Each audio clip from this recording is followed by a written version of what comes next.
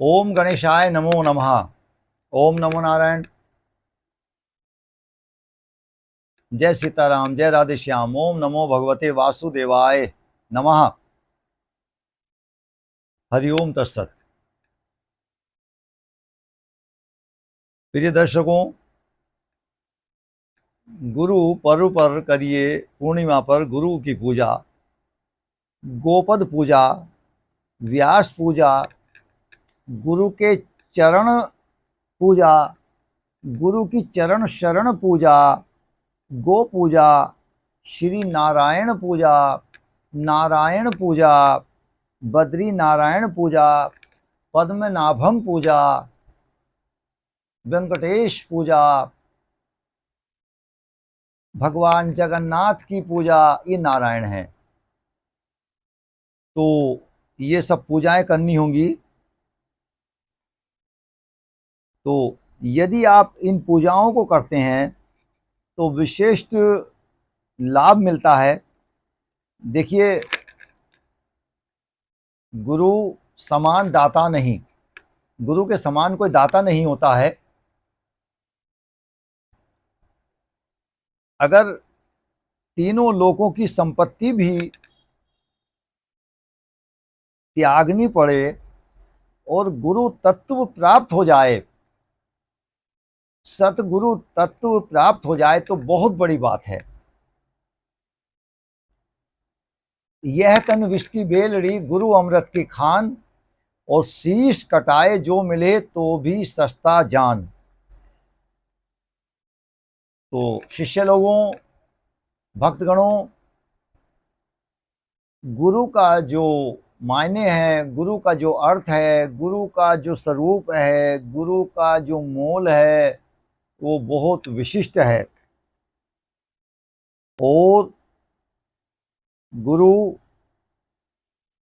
तो बहुत विशिष्ट हैं।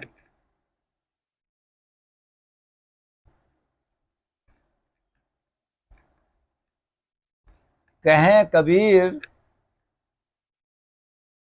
हरि रूठ ते गुरु के सरने जाए, और कहें कबीर गुरु रूठ ते हरि नहीं होत सहाय। यदि कभी गुरु रूठ जाते हैं तो भगवान सहायता नहीं करते, हरि सहायता नहीं करते। हरि रूठ जाए तो भगवान गुरुदेव मना लेते हैं, उनको मनाने का तरीका है, विधान है। ध्यान मूलम गुरु मूर्ति, मंत्र मूलम गुरु वाक्यम, पूजा मूलम गुरु पदम, मोक्ष मूलम गुरु कृपा। आप केवल इसको समझ लें, जो गुरु की मूर्ति है,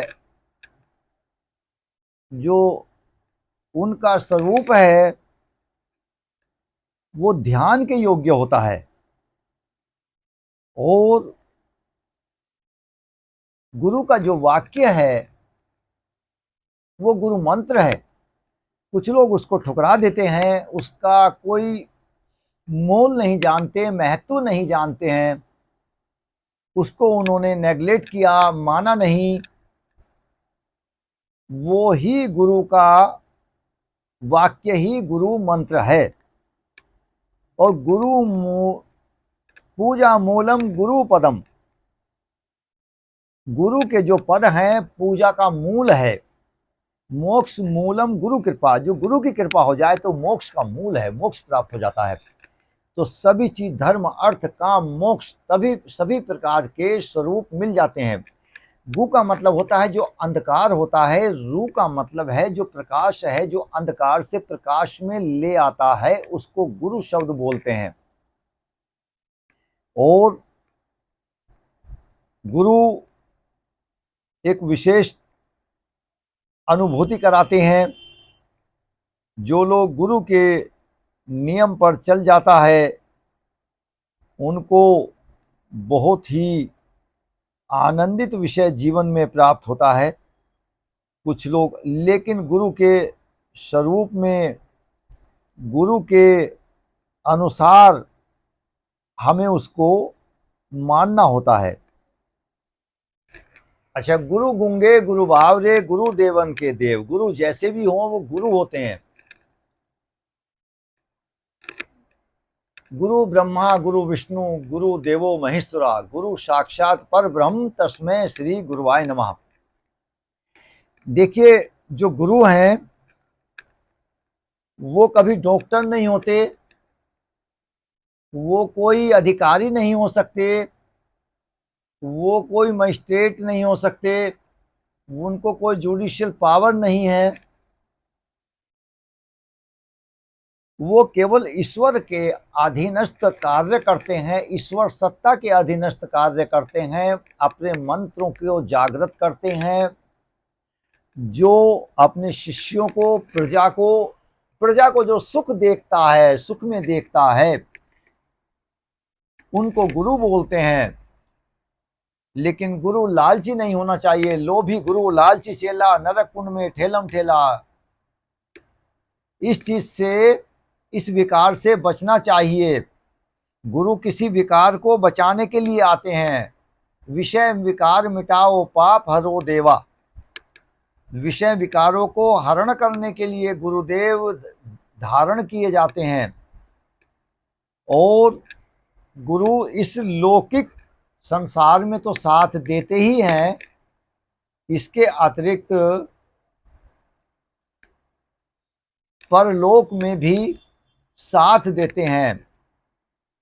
मनुष्य को जीवित स्थिति में तो गुरुदेव साथ रहते ही हैं, और उनका नाता सदा सदा का और यह लोक परलोक में का भी साधन होता है। साधन कर मोक्ष कर द्वारा। गुरुदेव एक साधन है किसी स्थान तक पहुंचने का। गुरुदेव के बिना, गुरु धारण किए हुए बिना किसी प्रकार का कोई पूजा, कोई जप तप, कोई तीर्थ, कोई साधन, कोई कथा, जब तक आप लोगों ने गुरु को धारण नहीं किया है, आप जितना भी समझदार हैं होइए, लेकिन गुरु से ज़्यादा समझदार अधिक नहीं हो सकते। चूँकि गुरु का जो अंतरंग है वो विशिष्ट है। लेकिन गुरु होना चाहिए, सदगुरु होना चाहिए वास्तव में। वो भजन करते हों, सात्विक प्रवृत्ति में हों, सनातनी हों, और आपने उनको जाना हो, उन्होंने आपको जाना हो। गुरु करे जान के पानी पिए छान के, जब तक न देखूं अपनी नैनी, तब तक न मानूं गुरु की बैनी। हमें गुरु को बहुत ही विशिष्ट रूप से जो धारण करने का विधान है, गुरु पूर्णिमा पर अपने अपने तरीकों से, विधान से गुरु को भी परखना है। इसमें शीघ्रता नहीं करनी चाहिए, क्योंकि धर्म का क्षेत्र है ये, और इस क्षेत्र में भी बहुत ज़्यादा ब्लैक मार्केटिंग है, काला बाजारी है। ये बहुत देखकर करना चाहिए। अरे गुरु तो कोई शिष्य से कुछ ले ही नहीं सकता, क्या लेगा? क्योंकि गुरु का, शिष्य का गुरु के लिए समस्त कार्य, समस्त जीवन, उसकी इच्छाएं, उसका जन्म, उसकी मृत्यु, उसकी जीविका, उसके रोग, उनके दोष, उनकी व्याधियां, उनके सुख, उनके दुख, उनके कार्य, उनकी प्रसन्नता, सब कुछ गुरु का, उनका मृत्यु और जन्म सब गुरु का हो जाता है। तो फिर क्या ले सकता है गुरु? इसलिए गुरु अगर लेता है तो शिष्य के दोष लेकर उनको मिटा देता है। अब शिष्य कौन है, चेला कौन होता है? चेला उसको बोलते हैं जिसके ऊपर में गुरु का चोला फिट हो जाए। चोला कहते हैं वस्त्रों को, जो संत महात्मा लोग वस्त्र धारण करते हैं उसको चोला बोलते हैं। चोला वैसे शरीर को बोला जाता है, जैसे बाबा को, हनुमान जी महाराज को चोला चढ़ाया जाता है, चोला शरीर को बोलते हैं। कहते हैं साधु महात्माओं में ये शब्द नहीं बोलते हैं कि वो मर गए या खत्म हो गए, ये सांसारिक शब्द है। उनको बोलते हैं शिवलोकगामी, या शांत हो गए, या उनको कहा जाता है कि समाधिस्थ हो गए, या कहा जाता है कि निज धाम गमन हुआ है। तो वो गुरु जो तत्व है बहुत विशिष्ट है, और गुरु हमेशा सदैव के लिए शिष्य लोगों के लिए कार्य करते हैं। शिष्य गुरु लोगों के लिए अपने आत्मा के समान होती है, और जब शिष्य लोग कभी भी गुरु को पुकारते हैं, स्मरण करते हैं, याद करते हैं, तो सच्चा जो गुरु होता है वो उनके पास होगा। बस आपको कमाई करनी है। कमाई क्या शब्द है? कमाई है कि जो गुरु मंत्र है, गुरु दीक्षा है, गुरु वाक्य है, जो गुरु के माध्यम से आप लोगों को उच्चारित करके आपके कानों तक सुनाया गया है, उसको आप जप करें और गुरु के नियम पर चलें। गुरु के जो नियम हैं, गुरु की जो साधना है, उसको करें। तो चेला कौन? जिस पर गुरु का चोला फिट हो जाए, गुरु के अनुसार जो चलता है नियम के, उसको चेला बोलते हैं। दो तरह के व्यक्ति होते हैं। एक होता है मनमुख। जब तक मनुष्य गुरुमुख नहीं होता वो मनमुख कहलाता है, मन के अनुसार चलता है। और जब गुरुमुख हो जाता है तो गुरु के अनुसार चलेगा, उस पर संसार का कोई विशेष कार्य प्रभाव नहीं करता है। और गुरु अनेक प्रकार के भवबंधनों को भी काटने वाले हैं। भगवान तो संसार में जीव को फंसाते हैं, लेकिन गुरु लोग, जो गुरु सच्चा गुरु होता है, वो जीव को यहाँ से, फंसे हुए जीव को उबारते हैं और हटाते हैं। गुरु तत्व बहुत ऊंचा तत्व है। गुरु के विषय में तो कभी भी कोई वर्णन या बखान हो नहीं सकता। सब धरती कागद करूं, लेखनी सब बन राय, और सात समंदर मसी करूं, गुरु गुण लिखा न जाए। यदि सारी धरती को, पृथ्वी को कागज बना लिया जाए, और जो जितने भी वन हैं, जंगल हैं, सबके लकड़ियों से, वृक्षों से कलम बना लिया जाए, और जो सात समुद्र हैं उनको स्याही बना लिया जाए, तब भी गुरु का गुण लिखा नहीं जा सकता। तो गुरु को स्मरण करना ही, गुरु को याद करना ही बहुत विशिष्ट विषय है। प्रिय दर्शकों, भक्तगणों, आप लोग गुरु पूर्णिमा पर अपने अपने गुरुदेव का, जो भी आप लोगों के अपने अपने गुरुदेव हैं, उनकी ज्योति सूर्ति का ध्यान करें। वैसे गुरु के स्थान में जाना चाहिए। जिन लोगों के गुरु नहीं हैं तो उनको वहाँ जाकर उनके स्थानों का, उनके आश्रमों का, उनके देवस्थान का जो दहलीज होती है, चौखट होती है, उसकी चरण रज कमल को अपने मस्तक से लगाना चाहिए। हनुमान चालीसा में लिखा है, श्री गुरु चरण सरोज रज, पहला ही यहाँ श्लोक प्रारंभ होता है। गोस्वामी तुलसीदास जी ने यूं ही नहीं लिखा है, श्री गुरु चरण सरोज रज। देखिए हनुमान चालीसा में यहीं से प्रारंभ होता है। श्री गुरु के चरणों की रज हमको अपने मस्तक पर लगानी चाहिए और थोड़ी देर उसका आनंद लेना चाहिए। कुछ लोग गुरु के चरणों को स्पर्श किया और तुरंत उनको धुल दिया। अरे कोई भी चीज आती है ना, तो गुरु के अंदर से आके चरणों की तरफ वो आती है, और गुरुदेव पता नहीं, अच्छा हाथ किसी तीर्थ में जाते हैं तो केवल छू सकते हैं उस जगह को, लेकिन हाथ, आंखें, शरीर, मन, बुद्धि कब पहुंच रही है किसी तीर्थ में, जबकि उनके चरण पैर वहां ले जा रहे हैं। तो चरण उस तीर्थ में पहुंचे हैं। जब गुरुदेव किसी तीर्थ में जाते हैं तो वहां से वापस होकर गुरु के चरणों को स्पर्श करना, आपको उस तीर्थ का लाभ मिल जाता है। इसलिए गुरुदेव के चरणों को स्पर्श किया जाता है, क्योंकि आज जो गुरुदेव ने पूजा की है, जो अपना मंत्र शक्ति साधना की है, उनके अंगूठों को स्पर्श करने से वो आप लोगों के अंदर में प्रविष्ट कर जाती है। इसलिए गुरु के चरण रज को स्पर्श किया जाता है और मस्तक पर लगाना चाहिए। जहां हम तिलक लगाते हैं वहां स्पर्श करना चाहिए। कुछ लोग क्या करते हैं, तुरंत गुरुदेव के चरणों को स्पर्श किया और हाथ धुले। हनुमान चालीसा में अगर धुलने का होता सिस्टम तो तुरंत बताया जाता, लिखा जाता, लेकिन श्री गुरु चरणों सरोज रज निज मन मुकुर, अपने मन में मुकुर में उसको सुधारने के लिए ग्रहण करना है, धारण करना है। गोस्वामी तुलसीदास जी महाराज उसको बखान कर रहे हैं, व्यक्त कर रहे हैं बहुत अच्छे तरीके से।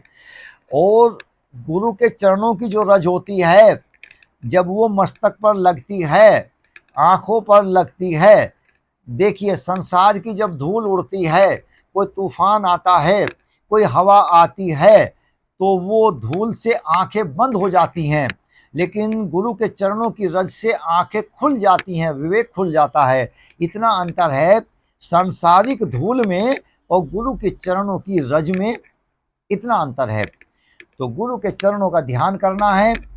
और जब भी कभी गुरु आपके सम्मुख पड़े, जो जिंदे स्वरूप में, जीवित स्वरूप में, सह शरीर आपके यहाँ आ जाते हैं। गुरु कौन है?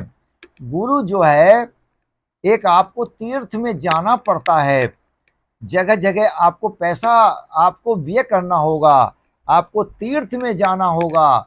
और लेकिन गुरु चलते फिरते तीर्थ होते हैं। अगर आपके गृह में आ जाएं, आपको उनका दर्शन हो जाए, तो आपके घर में वो तीर्थ स्वयं भ्रमण करते करते आ गया है। आप ऐसी महत्वता समझिए। और गुरु के चरणों के नीचे में चारों धाम होते हैं। आप लोग गुरु चरण का, यदि आपको जल भी प्राप्त हो जाए, उससे स्नान करें, तो हमारा तीनों लोकों का हमको फल प्राप्त हो जाता है। गुरु के चरणों का ध्यान, गुरु की सूरत मूरत का ध्यान, उनके वाक्य का ध्यान, उनके स्थान का ध्यान, उनके इष्ट का ध्यान, क्योंकि इष्ट अभिष्ट फल दिलवा देता है। अच्छा, आप कभी भी, अब कुछ लोगों का कहना है कि गुरु, कई बार गुरु के विषय में एक विशिष्ट बात यह है कि गुरु को चरणों पर और गुरु के वाक्यों पर चलना मुश्किल तो है, लेकिन जो लोग चलते हैं वो उसका लाभ भी लेते हैं। और देवता चित न धरई हनुमत से ही सर्व सुख करे, जैसे और देवता को चित्त में न धरना। आप जब गुरु को अपनी समस्या, किसी एक डॉक्टर का इलाज कीजिए तो आपको लाभ मिल जाएगा। आप जब एक से अधिक डॉक्टर का इलाज करेंगे तो रिएक्ट कर सकती है दवाई, रिएक्शन कर सकती है, वो पेशेंट पर ही, रोगी पर भी प्रभाव पड़ेगा, डॉक्टर पर कोई, वैद्य पर कोई प्रभाव नहीं पड़ता। ऐसे ही गुरु पर कोई प्रभाव नहीं पड़ेगा। आप बहुत विशिष्ट विषय है। कई बार लोग भटकते हैं, इधर जाना, दो नावों में पैर रखने वाला व्यक्ति गिरता है, समुद्र में विलीन हो जाता है। और वैसे निगुरे व्यक्ति के हाथ का तो जल भी नहीं पीना चाहिए, बहुत बड़ा पाप होता है। जो व्यक्ति, निगुरा किसको कहते हैं? जिसका कोई गुरु नहीं है। नारद जी के भी कोई गुरु नहीं थे, इसलिए विष्णु भगवान जी नित्य प्रति उस्तनी पृथ्वी को, जहां सत्संग रोज वैकुंठ धाम में होता था, 1.25 गज धरती को गाय के गोमूत्र से और गोबर से लिपवाते थे। विष्णु नारायण जब के स्थान से, वैकुंठ धाम से जब नारद जी चले जाते थे, उसके बाद में किसी व्यक्ति ने बता दिया, वहां के देव ने, कि आपको बहुत, आप समीप हो नारायण के, आपकी सब बात मानते हैं, आप भी मानते हो, आपको बहुत महत्व देते हैं, लेकिन आपके जाने के बाद में वो उतनी जमीन को, पृथ्वी को लिपवाते हैं। तो ये बात जब पता चली, नारद जी बैठे और चले गए अगले दिन। तत्पश्चात नारद जी थोड़ी देर के बाद बहाने से वापस आ गए। देखा तो वो धरती लिपी पड़ी है जिस पर के नारद जी बैठा करते थे। नारद जी ने ये प्रसंग प्रभु के श्री मन नारायण के चरणों में रखा। नारायण ने, श्री मन नारायण ने, प्रभु ने ये कहा कि नारद जी आपके कोई गुरुदेव नहीं है, इसलिए आपको जाने के बाद में ये धरती, पृथ्वी अशुद्ध हो जाती है, अपवित्र हो जाती है, पाप युक्त हो जाती है, इसलिए हम इस धरती को लिपवाते हैं। इस प्रकार से तो प्रिय दर्शकों, भक्तगणों, शिष्य लोगों, आप लोग गुरु मंत्र का जप करें, गुरु पाठ का जप करें, नारायण का जप करें और गुरु देव की पूजा, गोपद पूजा, गुरुपद की पूजा अपने अपने मन के अनुसार जो गुरुदेव को देना है वो आपका मन है, श्रद्धा है, भावना है, लेकिन कोई देना लेना कोई आवश्यक नहीं है। गुरु क्या दे दें, क्या ले लें। गुरु सारे अवगुण ले लेता है शिष्य के और अपने गुण दे देता है और शिष्य को निहाल कर देता है। इस प्रकार से आप लोग इस गुरु पूर्णिमा पर पूर्ण प्रफुल्लित होकर, संतुष्ट मन से, शांति से गुरु के वचनों पर चलकर, साकार रूप में उनको मानकर, उनके वचनों को माने और उनके जो बताए हुए ज्ञान हैं, जो मंत्र हैं, उनका जप करें और नाम जप करें।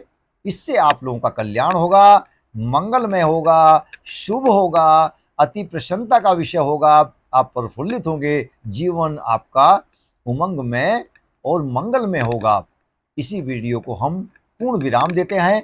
ओम नमो नारायण, ओम नमो नारायण, ओम नमो नारायण।